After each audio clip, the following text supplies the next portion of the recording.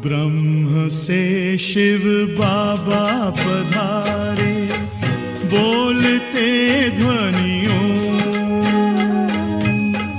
ब्रह्म से शिव बाबा पधारे, बोलते ध्वनियों। ब्रह्म मुख से मधुर वाणी, बोलते ध्वनियों। ब्रह्म से शिव बाबा पधारे,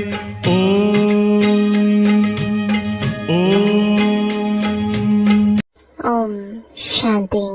आज 2 जुलाई 2024 बाबा के महावाक्य है, मीठे बच्चे, तुम यहाँ याद में रहकर पाप दग्ध करने के लिए आए हो, इसलिए बुद्धि योग निष्फल ना जाए, इस बात का पूरा ध्यान रखना है।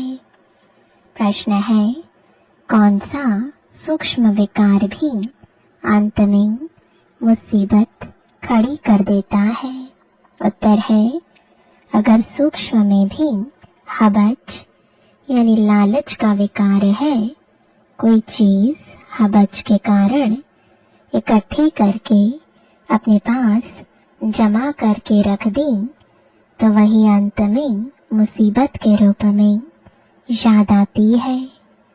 इसलिए बाबा कहते, बच्चे अपने पास कुछ भी ना रखो, तुम्हें सब संकल्पों को भी समेटकर बाप की याद में रहने की टेव यानी आदत डालनी है। इसलिए देही अभिमानी बनने का अभ्यास करो। ओम शांति। बच्चों को रोज रोज याद दिलाते हैं, देही अभिमानी बनो, क्योंकि बुद्धि इधर उधर जाती है। अज्ञान काल में भी कथा वार्ता सुनते हैं तो बुद्धि बाहर भटकती है, यहाँ भी भटकती है। इसलिए रोज रोज कहते हैं, देही अभिमानी बनो।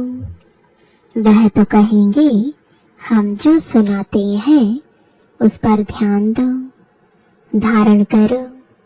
शास्त्र जो सुनाते हैं वह वचन ध्यान पर रखो। यहाँ तो बाप आत्माओं को समझाते हैं, तुम सब स्टूडेंट देही अभिमानी होकर बैठो। शिव बाबा आते हैं पढ़ाने के लिए। ऐसा कोई कॉलेज नहीं होगा जहाँ समझेंगे शिव बाबा पढ़ाने आते हैं। ऐसा स्कूल होना ही चाहिए पुरुषोत्तम संगम युग पर। स्टूडेंट बैठे हैं और यह भी समझते हैं, परमपिता परमात्मा आते हैं हमको पढ़ाने। शिव बाबा आते हैं हमको पढ़ाने। पहली पहली बात समझाते हैं, तुमको पावन बनना है तो माम एकम याद करो। परंतु माया घड़ी घड़ी भुला देती है, इसलिए बाप खबरदार करते हैं। कोई को समझाना है तो भी पहली पहली बात समझाओ कि भगवान कौन है। भगवान जो पतित पावन दुख हरता सुख करता है, वह कहाँ है? उनको याद तो सब करते हैं। जब कोई आफतें आती है, कहते हैं, हे भगवान रहम करो।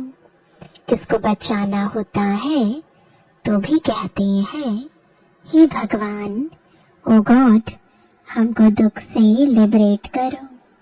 दुख तो सबको है, यह तो पक्का मालूम है, सतयुग को सुख धाम कहा जाता है, कलयुग को दुख धाम कहा जाता है। यह बच्चे जानते हैं, फिर भी माया भुला देती है।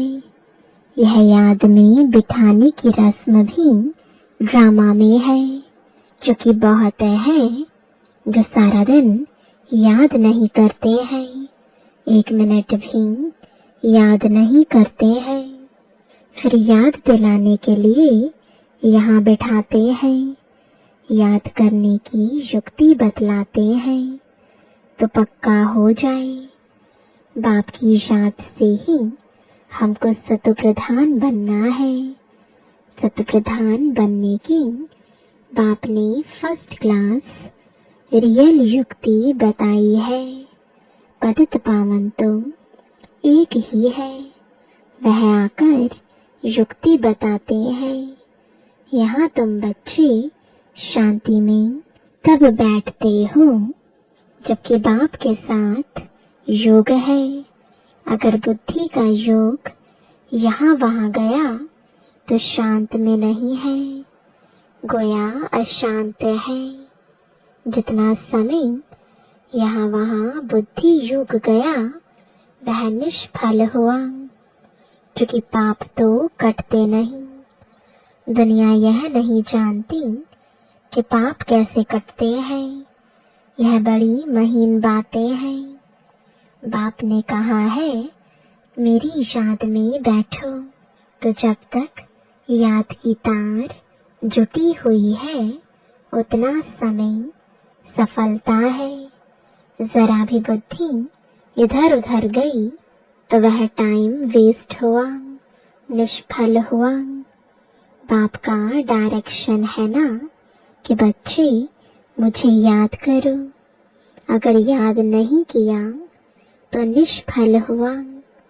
इससे क्या होगा? तुम जल्दी सतप्रधान नहीं बनेंगे, फिर तो आदत पड़ जाएगी। यह होता रहेगा। आत्मा इस जन्म के पाप तो जानती है। भल कोई कहते हैं हमको याद नहीं है, परंतु बाबा कहते हैं 3-4 वर्ष से लेकर सब बातें याद रहती हैं। शुरू में इतने पाप नहीं होते हैं जितने बाद में होते हैं। दिन प्रतिदिन क्रिमिनल आई होती जाती है। त्रेता में 2 कला कम होती है।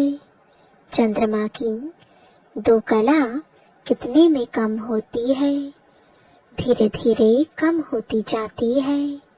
फिर 16 कला संपूर्ण भी चंद्रमा को कहा जाता है, सूर्य को नहीं कहते। चंद्रमा की है 1 मास की बात, यह फिर है कल्प की बात। दिन प्रतिदिन नीचे उतरते जाते हैं, फिर याद की यात्रा से ऊपर चढ़ सकते हैं। फिर तो दरकार नहीं जो हम याद करें और ऊपर चढ़ें।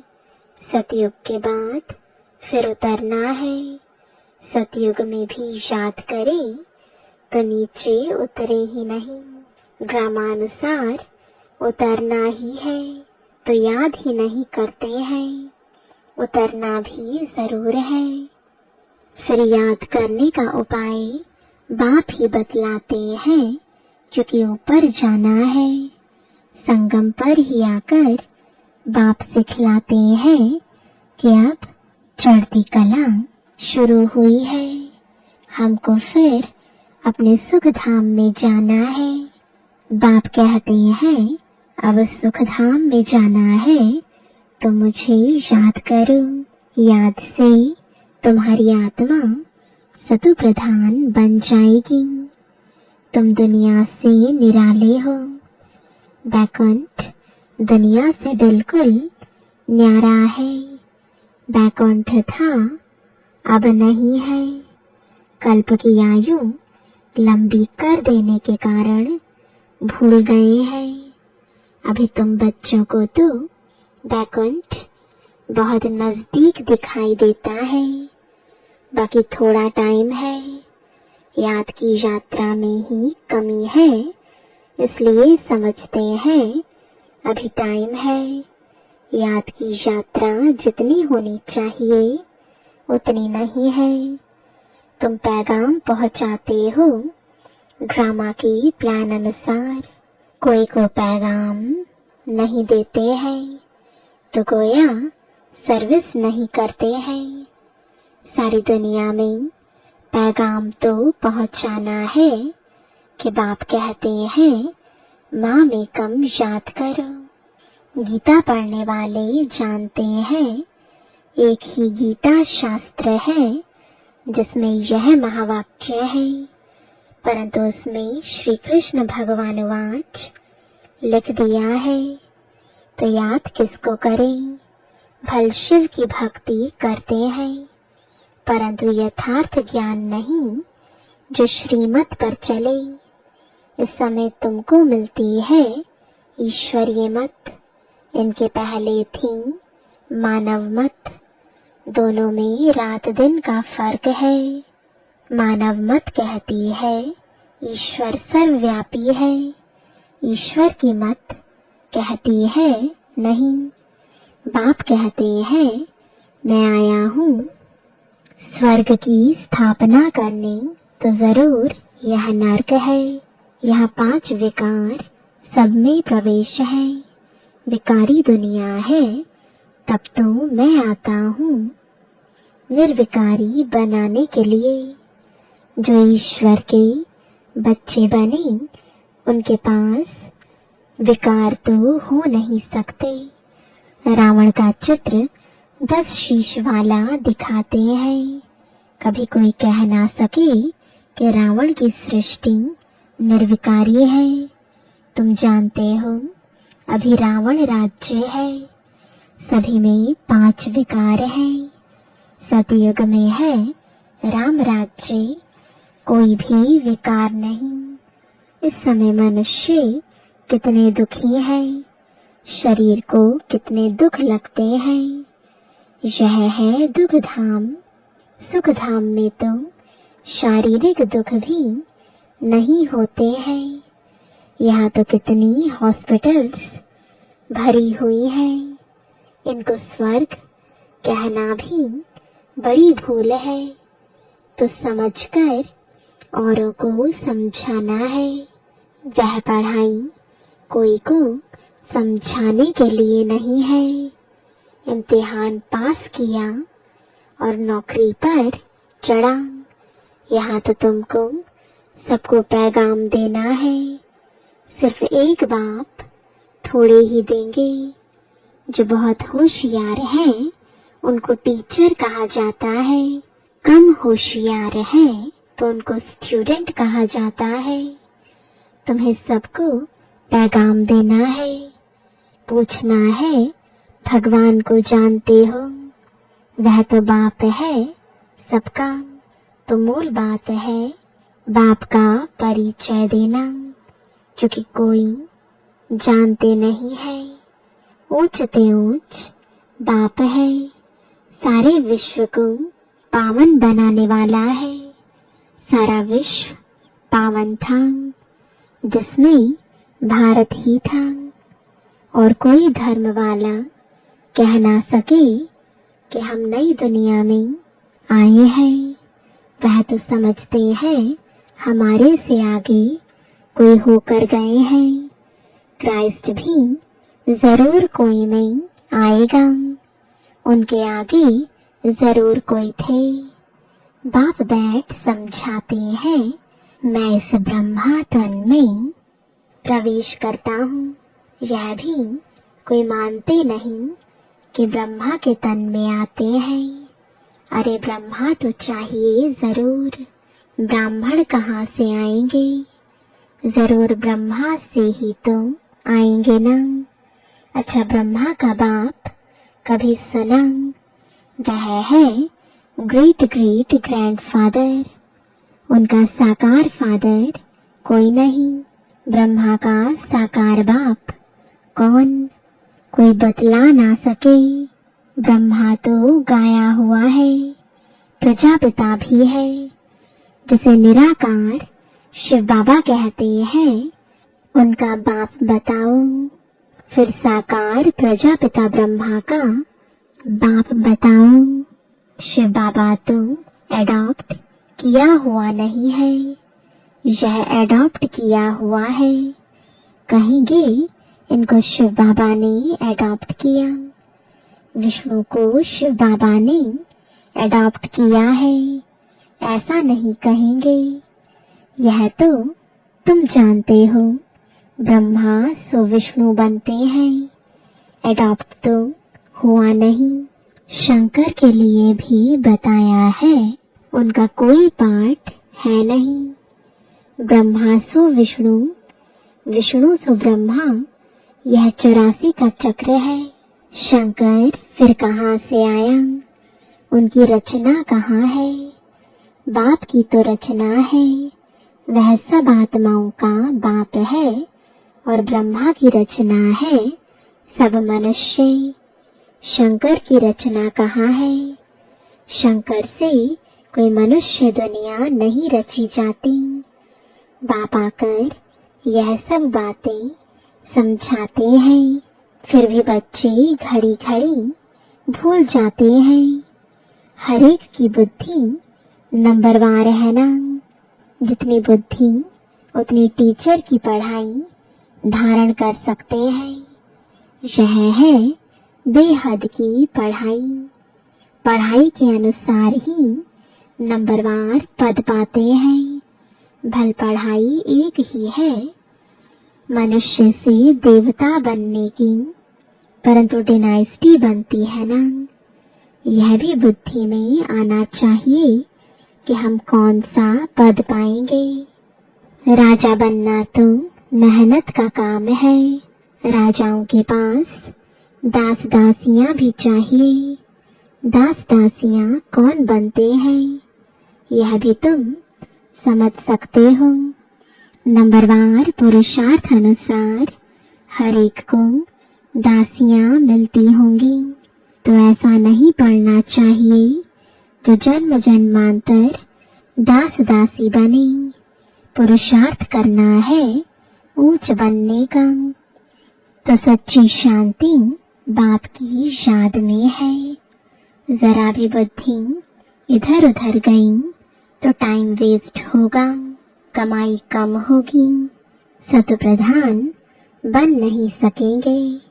यह भी समझाया है कि हाथों से काम करते रहो, दिल से बाप को याद करो। शरीर को तंदुरुस्त रखने के लिए घूमना फिरना यह भी भल करो, परंतु बुद्धि में बाप की याद रहे। अगर साथ में कोई हो तो झरमुई झगमुई नहीं करनी है। यह तो हर एक के दिल गवाही देती है। बाबा समझा देते हैं, ऐसी अवस्था में चक्कर लगाओ। पादरी लोग जाते हैं एकदम शांत में, तुम लोग ज्ञान की बातें सारा समय तो नहीं करेंगे। फिर जबान को शांत में लाकर शिव बाबा की याद में रेस करनी चाहिए। जैसे खाने के समय बाबा कहते हैं, याद में बैठकर खाओ, अपना चाट देखो। बाबा अपना तो बताते हैं कि हम भूल जाते हैं। कोशिश करता हूँ, बाबा को कहता हूँ, बाबा हम पूरा समय याद में रहूंगा, आप हमारी खांसी बंद करो, शुगर कम करो। अपने साथ जो मेहनत करता हूँ वह बताता हूँ, परंतु मैं खुद ही भूल जाता हूँ, तो खांसी कम कैसे होगी। जो बातें बाबा के साथ करता हूँ वह सच सुनाता हूँ। बाबा बच्चों को बता देते हैं, बच्चे बाप को नहीं सुनाते। लज्जा आती है, झाड़ू लगाओ खाना पकाऊं तो भी शिव बाबा की याद में बनाऊं तो ताकत आएगी। यह भी युक्ति चाहिए, इसमें तुम्हारा ही कल्याण होगा। फिर तुम याद में बैठेंगे तो औरों को भी कशिश होगी। एक दो को कशिश तो होती है ना। जितना तुम जास्ती याद में रहेंगे उतना सन्नाटा अच्छा हो जाएगा। एक दो का प्रभाव ड्रामा अनुसार पड़ता है। याद की यात्रा तो बहुत कल्याणकारी है। इसमें झूठ बोलने की दरकार नहीं है। सच्चे बाप के बच्चे हैं तो सच्चा होकर चलना है। बच्चों को तो सब कुछ मिलता है। विश्व की बादशाही मिलती है तो फिर लोभ कर 10-20 साड़ियां आदि क्यों इकट्ठी करते हो? अगर बहुत चीजें इकट्ठी करते रहेंगे तो मरने समय भी याद आएंगी। इसलिए मिसाल देते हैं कि स्त्री ने उनको कहा, लाठी भी छोड़ दो, नहीं तो यह भी याद आएगी। कुछ भी याद नहीं रहना चाहिए, नहीं तो अपने लिए ही मुसीबत लाते हैं। झूठ बोलने से 100 गुना पाप चढ़ जाता है। शिव बाबा का भंडारा सदैव भरा रहता है। जास्ती रखने की भी दरकार क्या है? जिसकी चोरी हो जाती है तो सब कुछ दिया जाता है। तुम बच्चों को बाप से राजाई मिलती है तो क्या कपड़े आदि नहीं मिलेंगे? सिर्फ फालतू खर्चा नहीं करना चाहिए, क्योंकि अबलाएं ही मदद करती हैं स्वर्ग की स्थापना में। उनके पैसे ऐसे बर्बाद भी नहीं करने चाहिए। वह तुम्हारी परवरिश करते हैं तो तुम्हारा काम है उन्हों की परवरिश करना, नहीं तो 100 गुना पाप सिर पर चढ़ता है। अच्छा, मीठे मीठे सिकिलदे बच्चों प्रति माता पिता बाप दादा का याद प्यार और गुड मॉर्निंग। रूहानी बाप की रूहानी बच्चों को नमस्ते। रूहानी बच्चों की रूहानी बाप दादा को गुड मॉर्निंग और नमस्ते। धारणा के लिए मुख्य सार है, पहला, बाप की याद में बैठते समय जरा भी बुद्धि इधर उधर नहीं भटकनी चाहिए। सदा कमाई जमा होती रहे। याद ऐसी हो जो सन्नाटा हो जाए।